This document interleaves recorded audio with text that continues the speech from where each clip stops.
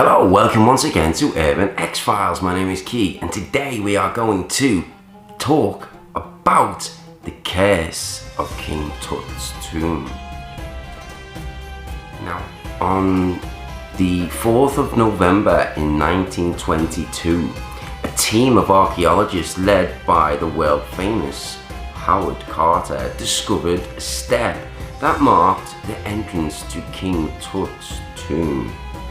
When King Tutankhamun's tomb itself was discovered on November 26th of 1922, after more than 3,000 years of uninterrupted disturbance, peaceful rest. Now, some believed the pharaoh unleashed a powerful curse of death and destruction to all people who dared disturb his eternal sleep. Like any urban legend or other sensation, the alleged curse grew to epic proportions over the years. Now, we have 9 people who had been affected supposedly by the curse of Tutankhamun. George HERBERT, the 5th Earl of Carnarvon, the man who financed the excavation of King Tutankhamun's tomb, was the first to fall victim to the curse. Lord Carnarvon accidentally tore open a mosquito bite while shaving, and he ended up dying of blood poisoning shortly afterwards. This occurred a few months after the tomb was opened, and a mere 6 weeks after the press had started reporting the mummy's curse, which was thought to afflict anyone associated with disturbing the tomb. And legend has it that Lord Carnarvon died. All of the lights in his house mysteriously went out. Next on the list of people who died by the curse of Tutankhamun is Sir Bruce Ingham. Howard Carter, the archaeologist who discovered the tomb, gave a paperweight to his friend Ingham as a gift. The paperweight consisted of a mummified hand wearing a bracelet that was supposedly inscribed with the phrase, "Cursed be who moves my body." Now, the curse affected Ingham by burning his house down, and then when he tried to have it rebuilt, it was a flood that took it away. Now, the next victim is George J Gould. Now, Gould was a wealthy American financier and railroad executive who visited the tomb of Tutankhamun in 1923, and he fell sick almost immediately afterwards. He never really recovered and died from pneumonia a few months later. The next victim of Tutankhamun is Aubrey Herbert. It's said that Lord Carnarvon's half-brother had suffered from King Tutankhamun's curse merely by being related to him. Aubrey Herbert was born with a degenerative eye condition and became totally blind later in life.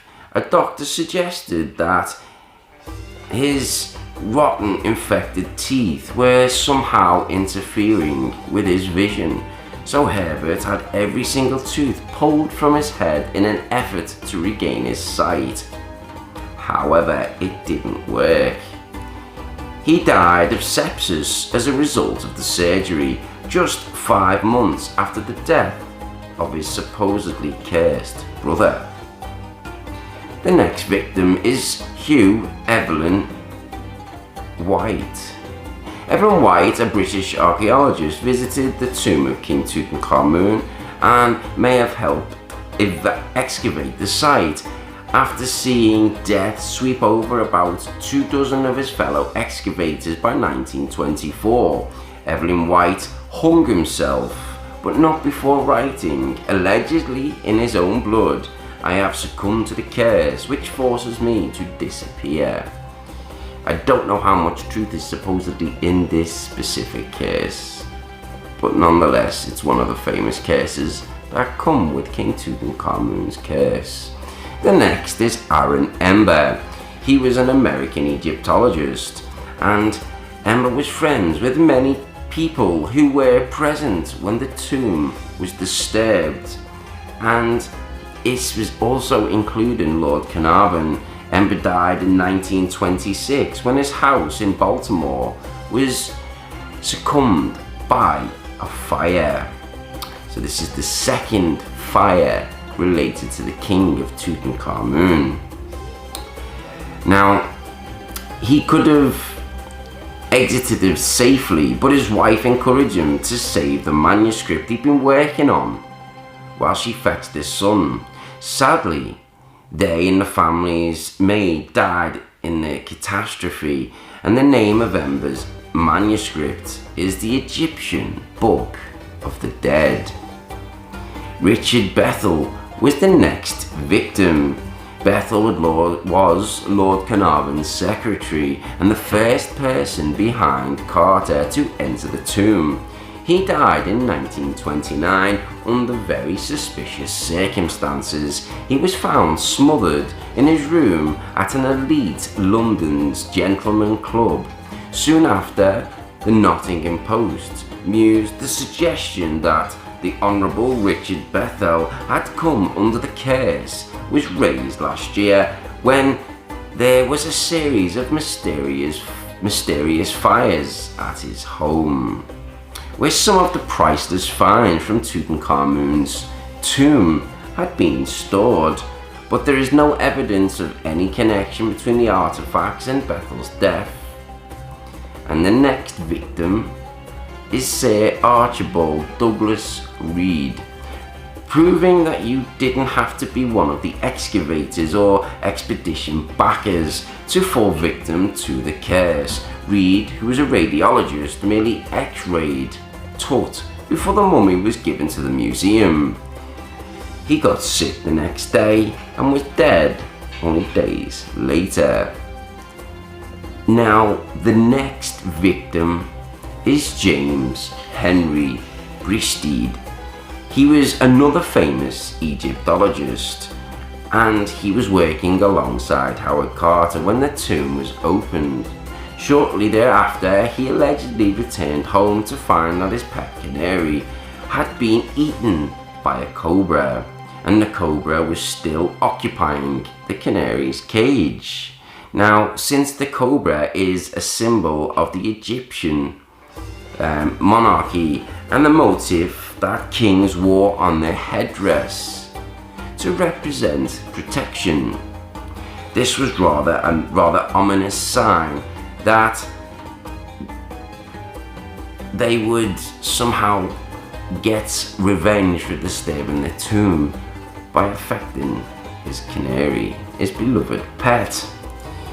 Now, he himself didn't die until 1935, although his death did occur immediately after a trip to Egypt. And finally here we have Howard Carter himself. Now, Carter never had a mysterious or inexplicable illness, and his house never fell victim to any floods or fiery disasters. He died of lymphoma at the age of 64. His tombstone even says, "May your spirit live, may you spend millions of years, you who love Thebes, sitting with your face to the north wind." So, what do you make of King Tutankhamun's curse? Do you believe curses are true, or do you believe a curse only has power if the person who is victim of the curse believes in the curse? Please leave your comments below. The curse of the pharaohs, or the mummy's curse, is a curse alleged to be cast upon anyone who disturbed the mummy of the ancient Egyptian, especially a pharaoh. The curse, which does not differentiate between thieves and archaeologists, and is claimed to cause bad luck, illness, or death.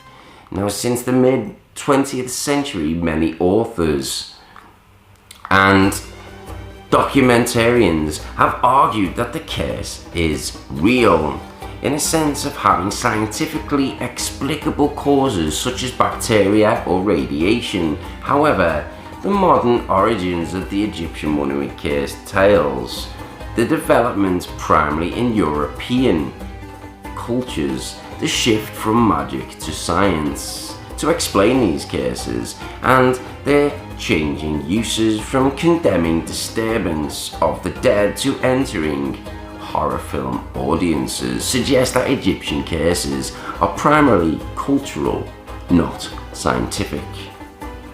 But there are occasional instances of genuine ancient curses appearing inside or on the facade of a tomb, as in the case of Mastaba of Kentika. I can't even pronounce that, and he was the 6th dynasty of Saqqara, and these appear to be directed towards Ka, the priests, to protect the tomb carefully and preserve its ritual purity, rather than as a warning for potential thieves, robbers, and ransackers. But there had been stories of curses going on back to the 19th century, and they multiplied after Howard Carter's discovery in the tomb of Tutankhamun. And here are some people who are alleged to have fallen victim to his curse. We also have Sir Arthur Conan Doyle, who is the founder and creator of Sherlock Holmes. He suggested that Lord Carnarvon's death had been caused by elementals created by Tutankhamun's priests to guard the royal tomb, and this further fueled media interest. Arthur J Gould reported that 6 weeks before Carnarvon's death, he had watched the Earl laughing and joking as he entered the king's tomb, and said to a nearby reporter, "I give him 6 weeks to live." The first autopsy carried out on the body of Tutankhamun by Dr. Derry found a healed lesion on the left cheek, but as Carnarvon had been buried 6 months previously, it was not possible to determine if the location of the wound on the king corresponded with the fatal mosquito bite left on Lord Carnarvon. What do you think of these curses and their victims? Leave your comments below, and I hope you enjoyed today's video. If so, smash the like button because it really helps, and take care and see you all in the next video. Peace.